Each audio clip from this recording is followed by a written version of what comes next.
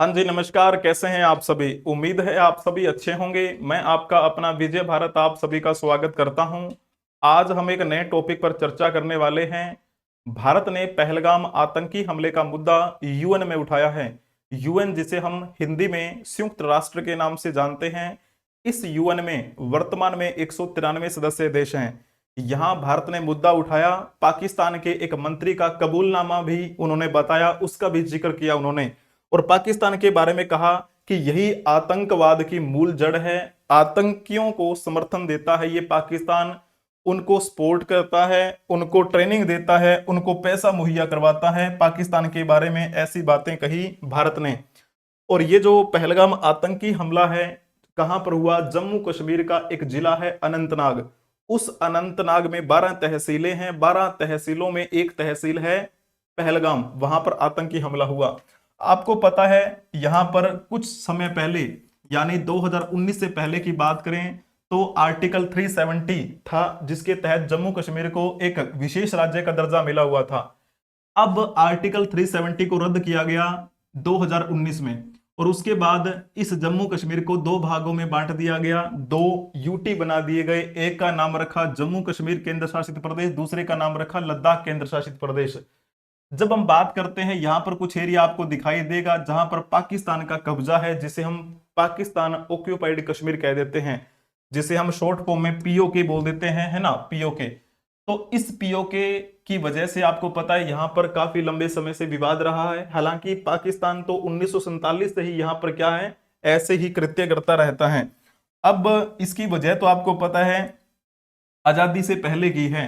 मोहम्मद अली जिन्ना जैसे लोग हुए थे और अंग्रेजों की ऐसी करतूतें रही थी, जिसकी वजह से भारत को इन्हें क्या है, दो भागों में बांट दिया था पाकिस्तान। ये पाकिस्तान जो था, खुद अभी भीख मांगने के कगार पे है। यहाँ खुद बलूचिस्तान जो एरिया ना, बलूचिस्तान का जो एरिया है वो इनसे अलग होना चाहता है। ये सोचते हैं कि हम कश्मीर लेंगे, ठीक है। तो इनसे कुछ भी नहीं होगा। बेशक वो कुछ लोगों को बरगलाकर, स्थानीय लोगों के साथ मिलकर, वहां के जो निहत्थे लोग हैं, जो अच्छे लोग हैं, उनको मार दे, तो इससे क्या ही हो सकता है। कायरों की यही तो निशानी होती है।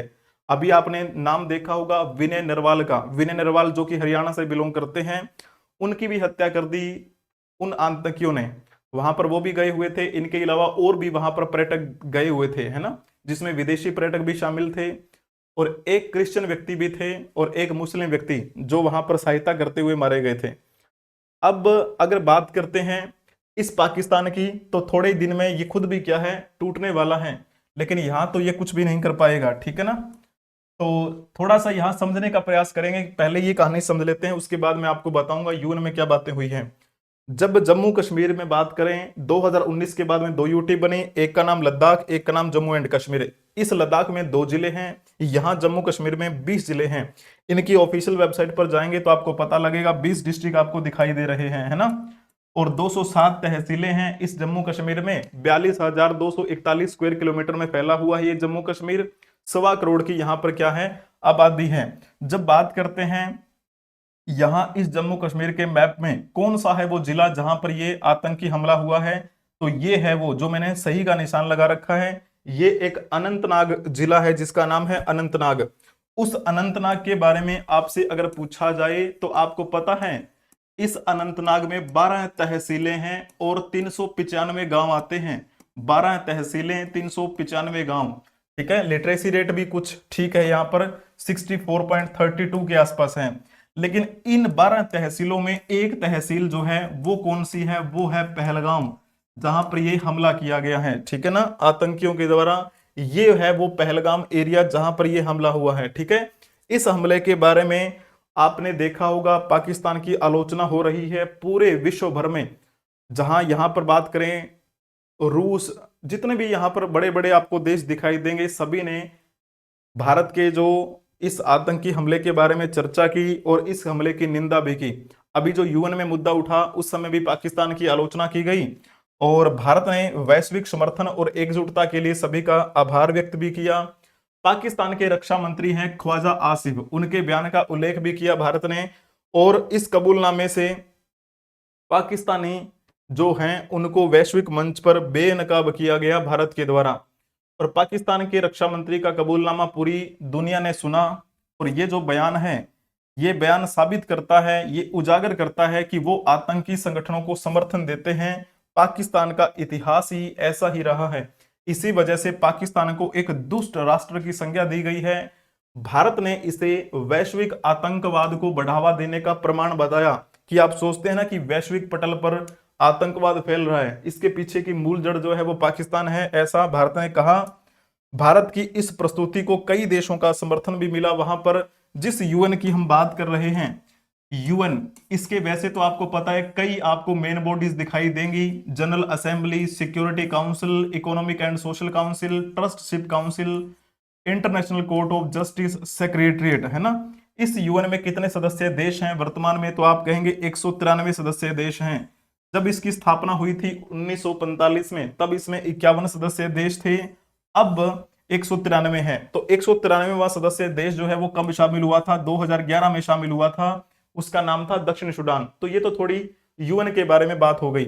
जो भी यूएन का सदस्य होता है, इसका मतलब आप मान के चलिए वो इस जनरल असेंबली का सदस्य होता ही है, यूएनजीए। क्योंकि सभी तो आएंगे ना वहां पर, 193 देशों के प्रतिनिधि अगर आएंगे तो कहां बैठेंगे?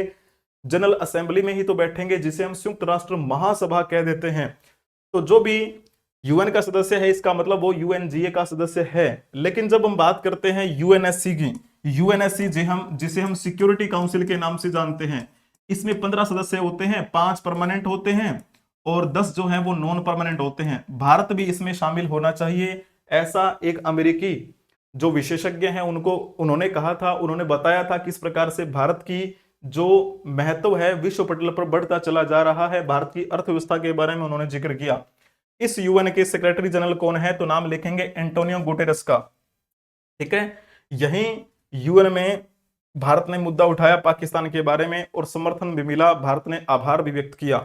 अब थोड़ा सा बात कर लेते हैं, पहलगाम एक पर्यटन केंद्र किस प्रकार से है, वहां पर लोग घूमने क्यों जाते हैं, ऐसा क्या खास है इस पहलगाम में? ये तो आपको पता चल गया। अनंतनाग में 12 तहसीलें हैं, 395 गांव हैं। उनमें एक तहसील कौन सी है? उनमें एक तहसील है पहलगाम। इस पहलगाम में घूमने वाली जगहें कौन कौन सी हैं, किसकी वजह से ये फेमस हैं? तो यहाँ पर तुलियन लेक आपको दिखाई देगी, यहाँ पर आप घूम के आ सकते हैं। ठीक है, लेडी रबार्ट जो है ना, इसके लिए प्रसिद्ध माना जाता है ये। इसके अलावा कतरनाग लेक जो है आपको दिखाई देगी। मार्तंड सन मंदिर आपको दिखाई देगा जो कि सूर्य भगवान को समर्पित है। ठीक है ना, काफी प्राचीन परंपरा आपको यहाँ पर दिखाई देगी। इसके अलावा वेरिना के लिए प्रसिद्ध है ये पहलगाम, आचाबल के लिए प्रसिद्ध है ये पहलगाम। इसके अलावा यहाँ पर जियारत हजरत जैन उद्दीन वली की आपको इमारत दिखाई देगी और यहाँ पर जियारत बाबा हैदर रेशी शरीन की यहाँ पर आपको दिखाई दे रही है। ठीक है, तो इस प्रकार से घूमने की दृष्टि से बड़ा महत्वपूर्ण है अपना ये पहलगाम।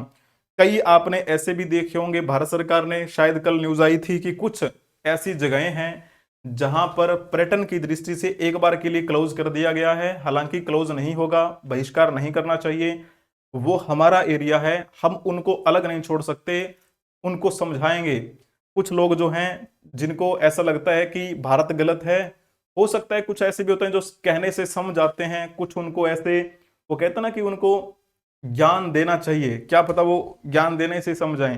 कुछ ऐसे होते हैं जो नहीं समझेंगे, जो उनको लगता है कि नहीं नहीं हम भारत के विरोध में ही चलेंगे, तो उनको फिर पता है कौन सी सजा दी जानी चाहिए, जैसी उनको दी जाती है विरोधियों को, है ना, वैसे ही। तो बाकी तो जो भी पकड़ा जाए उसको बस उड़ा देना चाहिए, कोई भी उनका रख रखाव नहीं, कोई हिरासत नहीं, कुछ भी नहीं। ठीक है, तो तुरंत प्रभाव से। तो चलिएगा, ऐसी कुछ बातें थी जो मैंने आपको बताई हैं, आप शेयर कर देंगे अपने दोस्तों के साथ। और ऐसे आपने एक एक्टर का नाम सुना होगा, सुनील शेट्टी, उन्होंने क्या कहा था, हमारी अगली छुट्टियां वहां पे होंगी पाकिस्तान। सुन ले ये बात ध्यान से, है ना, क्योंकि जम्मू कश्मीर हमारा था, हमारा है, हमारा ही रहेगा। तो ये जो कायरता भरी जो बातें हैं ये शोभा नहीं देती हैं, चाहे वो कोई इंसान हो, चाहे कोई राष्ट्र हो। और विश्व पटल पर ऐसी पहचान बन चुकी है पाकिस्तान की, खाने के वहां पर लाले पड़े हुए हैं, आटे की कीमत देखोगे तो बहुत आसमान छू रही है। और अभी जो सिंधु नदी का जो पानी है वो एक बार के लिए रोका गया है, देखते हैं कितने समय तक रोक पाते हैं। ठीक है, तो ये विश्व स्तर का मुद्दा रहता है वैसे तो, देखते हैं क्या रहता है भविष्य में। लेकिन लंबे समय तक चलना चाहिए बॉयकॉट, बड़े लंबे समय तक। यहाँ पर कोई भी बॉलीवुड में काम करे पाकिस्तानी, उनकी कोई मूवी ना देखो, कोई उनको काम ना दो, ठीक है। हर दृष्टि से पाकिस्तानियों का विरोध होना चाहिए, स्पोर्ट्स की दृष्टि से उनके साथ कोई मैच नहीं होना चाहिए।